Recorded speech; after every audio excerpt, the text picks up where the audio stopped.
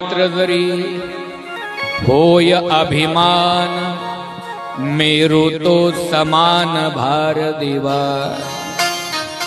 तिळमात्र झालेला अभिमान भगवान परमात्म्याला मेरू पर्वता समान भासतो।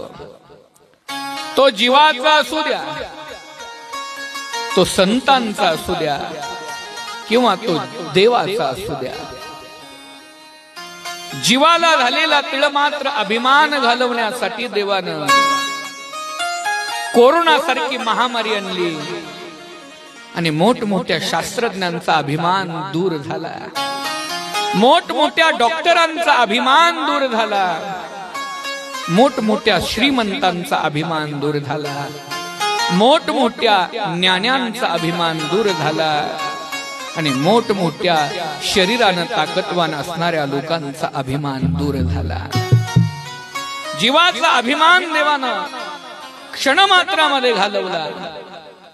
तसंच भगवान भोलेनाथ परात्पर परब्रह्म भगवान शिव ब्रह्मदेवांना आणि भगवान श्रीहरी विष्णूंना आलेला अभिमान दूर करण्यासाठी प्रयत्न करतात।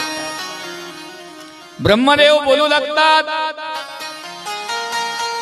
मी विश्व निर्माण केलंय।